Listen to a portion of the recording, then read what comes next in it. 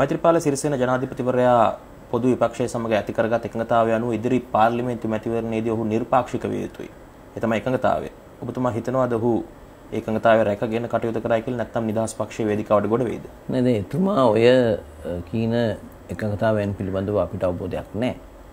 නමුත් අපි දන්නා ධර්මයෙන් එදා තිබුණු වාතාවරණයත් එක්ක තමයි එවැනි යම් ආකාරයක එකතාවකට යන්නේ නැත්තේ.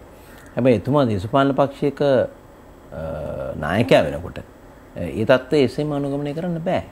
ඒ නිසා එතුමා ශ්‍රී ලංකා දස් පක්ෂයේ නායකත්වයට පත් වුණාම එතුමාට ශ්‍රී ලංකා දස් පක්ෂයේ ජයග්‍රහණය වෙනුවෙන් එතුමාගේ සහයෝගය ලබා දෙන්න වෙනවා.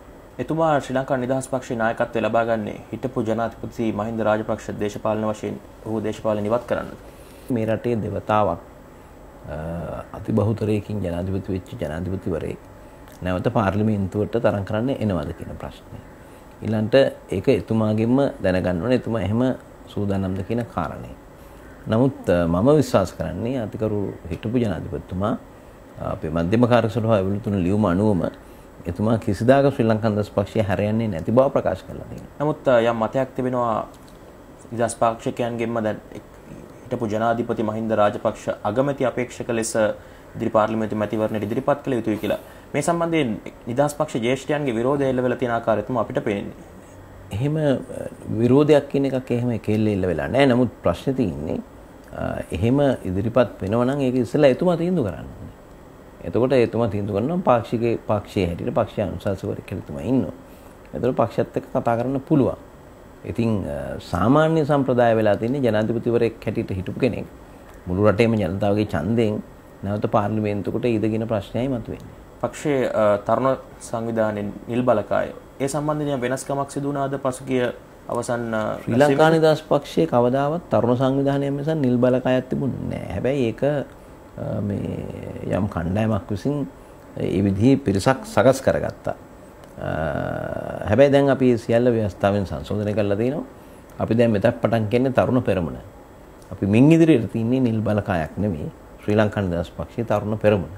ඒක ශක්තිමත් කරන්න අපි කටයුතු කරගෙන යනවා.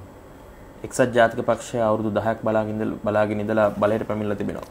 යම් ආකාරයි. දැන් ඔබතුමා කියන්නේ ඔවුන්ගේ බලය මාස 3කට සීමා වේද ඉදිරි පාර්ලිමේන්තු මැතිවරණයෙන් පස්සේ? අපි ඉතිහාසය ගත්තාම මේ එතුමන්ලාගේ කාලය බොහොම කෙටි. බොහොම කෙටි. දැන් එතුමන්ලාගේ පාලන කාලය ආරම්භ වෙච්ච දවස් ඉඳලම ඒ උතුරු පළාත් සභාව වෙනස් ආකාරයකින් හැසිරෙනවා.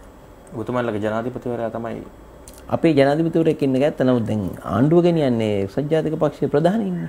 මෛත්‍රීපාල සිරිසේන ජනාධිපතිතුමාගේ එකඟතාවයක් තියෙනවා ඉදිරි ආණ්ඩුවත් එක්සත් ජාතික පක්ෂ නිදහස් පක්ෂ එකතු වෙලා කරගෙන යන ආණ්ඩුවක් කියලා. මේක ඔබතුමන්ලා පිළිගැනීමට සූදානම්ද නැත්නම් ඔබතුමන්ලාගේ පක්ෂයක් හැට අපේ තිබෙන මතය තමයි අපේ ඉලක්කය අපි එක්සත් ජනතා නිදහස් සන්ධානයට ශ්‍රී ලංකා නිදහස් පක්ෂයේ ප්‍රමුඛව පාර්ලිමේන්තුවේ බහුතර බලයක් ලබා ගැනීම.